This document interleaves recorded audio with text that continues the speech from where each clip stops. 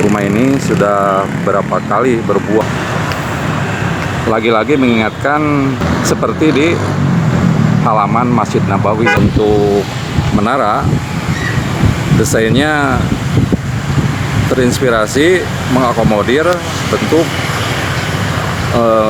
menara di Masjidil Haram.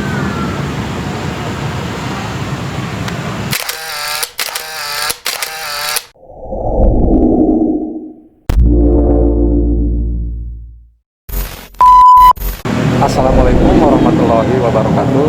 Bismillahirrahmanirrahim. Sahabat sekalian, selamat datang.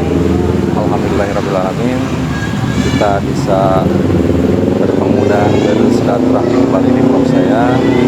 Semoga sahabat sekalian dalam keadaan sehat walafiat, tetap dalam lindungan Allah Subhanahu wa Ta'ala. Dalam tayangan video kali ini, saya lagi mengunjungi Masjid Agung Kota Tasikmalaya, di mana masjid ini merupakan masjid kebanggaan warga dan sudah menjadi landmark Kota Tasikmalaya. Sekarang lagi berada di halaman depan masjid ini, lagi menunggu tibanya waktu sholat zuhur. Tidak ada salahnya sambil menunggu kita berkeliling-keliling dulu, melihat suasana lingkungan masjid ini.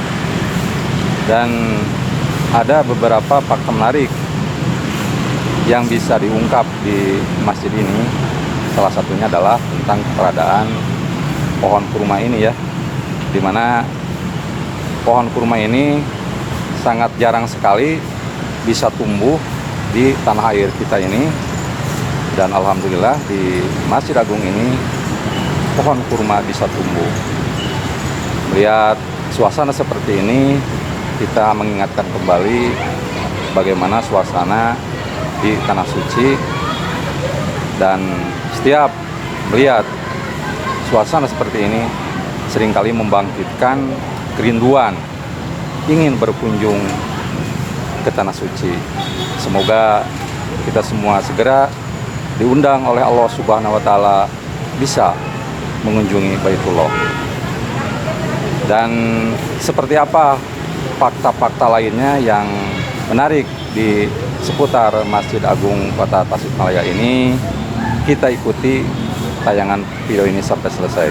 Sahabat-sahabat sekalian, inilah pohon kurma yang tumbuh di halaman depan Masjid Agung Kota Tasikmalaya. Rumah ini sudah berapa kali berbuah dan kebetulan sekarang belum berbuah kembali ya, karena belum musimnya. Beralih pandangan kita ke depan halaman Masjid Agung ini ya. Masjid Agung ini berada di sekitar kawasan pusat kota. Di depan saya itu adalah pusat perbelanjaan Kota Tasikmalaya. Bergeser pandangan ke sebelah kiri saya. Di sini ada yang menarik lagi rekan-rekan sekalian ya. Kita bisa melihat monumen payung ya, di mana payung ini merupakan ikon Kota Tasikmalaya. Lagi-lagi mengingatkan keberadaan payung ini seperti di halaman Masjid Nabawi ya rekan-rekan. Kita lihat lebih dekat payung ini.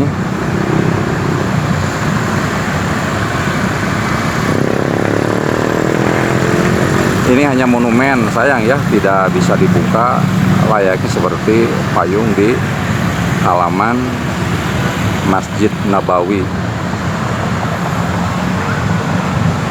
Kita arahkan pandangan kita ke atap bangunan masjid ya.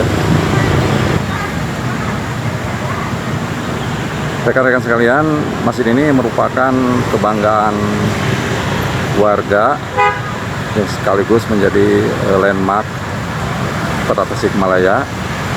Masjid ini terakhir direnovasi sekitar tahun 2000. Konsep dasar desain arsitektur masjid ini adalah modern minimalis, sangat cocok diterapkan di kawasan iklim tropis seperti di Indonesia. Menurut pandangan saya, khususnya di Kota Tasikmalaya, desain masjid ini merupakan salah satu desain masjid yang berhasil menyeimbangkan atau memproporsionalkan antara fungsi dan estetika bangunan, serta dalam setiap detail desain berhasil mengkolaborasikan antara nuansa napas Islam dan kultur atau budaya Kota Tasikmalaya. Seperti kita lihat, untuk menara desainnya terinspirasi mengakomodir bentuk menara di Masjidil Haram, kemudian kubah yang berada di tengah-tengah atap bangunan bentuknya adalah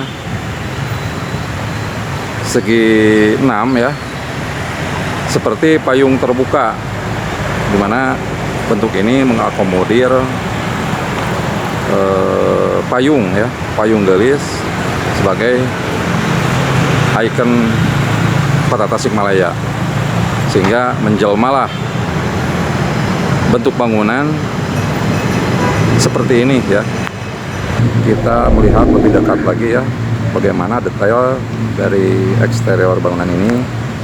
Di depan ini adalah merupakan entrance bangunan masjid ini.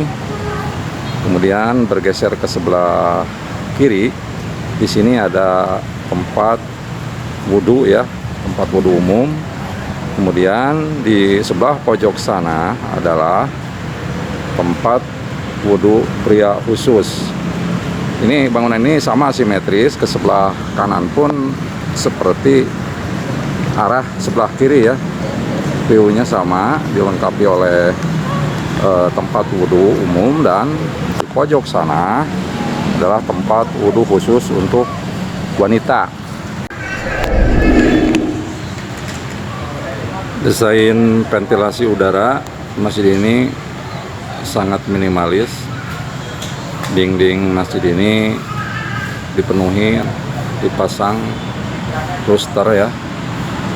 Desain ini sangat efektif dan efisien, tidak fokus hanya mengandalkan udara buatan, tetapi mengoptimalkan udara alami dari luar, sehingga sirkulasi udara di dalam masjid akan bersih, sehat, dan sejuknya terasa alami, sehingga bisa menekan pemborosan biaya penggunaan air conditioner. Saya berdiri persis berada di depan masjid.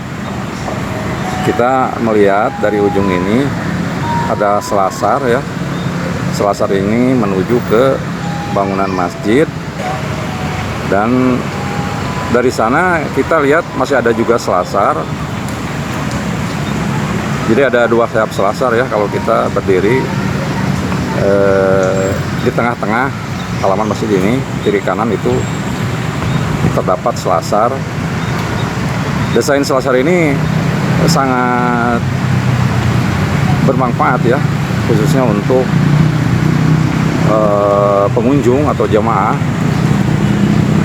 bisa menambah kenyamanan, terlindung dari sinar matahari dan hujan ketika pengunjung ingin berkeliling di area halaman masjid ini, karena masjid ini dilengkapi oleh fasilitas-fasilitas pendukung lainnya ya rekan-rekan. Jadi ketika ada jemaah ingin berjalan-jalan di sekitar masjid ini,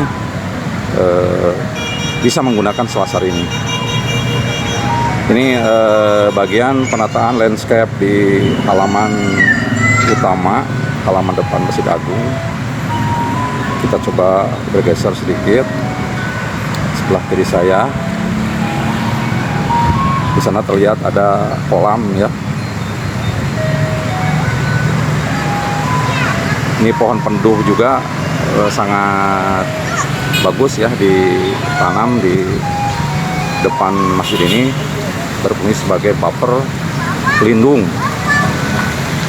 dan bisa digunakan oleh pengunjung berteduh, sekedar melepas lelah setelah melaksanakan sholat berjamaah atau kegiatan-kegiatan kerohanian lainnya di masjid ini. Kita lihat ya kolam yang ada di Masjid Agung ini menambah semakin menariknya dan semakin nyamannya pengunjung ketika berada di sekitar halaman masjid ini. Ada lagi yang menarik ya sahabat-sahabatku, kalau kita melihat di sebelah kiri pojok bangunan itu ada satu gazebo, di mana dalam gazebo ini ditempati oleh sebuah beduk raksasa ya. Beduk raksasa ini pernah masuk dalam atau meraih penghargaan dari Museum Rekor Indonesia Muri sebagai beduk terbesar di Indonesia. Kita coba di zoom, dilihat lebih dekat lagi ya, seperti apa kondisi beduk ini. Ini beduk ini terbuat dari kayu dan kulit ya. Beduk ini biasa dipentaskan pada momen-momen tertentu ya, seperti malam takbir hari raya Idul Fitri maupun Idul Adha. Setelah kita menyaksikan suasana dan fakta menarik di Masjid Agung ini, banyak sekali ya pelajaran yang bisa kita petik. Semoga bisa menambah keimanan dan ketakwaan kita kepada Allah Subhanahu wa Ta'ala. Sekian dulu tayangan video kali ini, semoga bermanfaat. Silahkan sahabat sekalian klik like, subscribe, dan komen biar channel ini lebih berkembang lagi. Sampai jumpa pada tayangan video berikutnya. Billahi taufiq wal hidayah. Wassalamualaikum warahmatullahi wabarakatuh.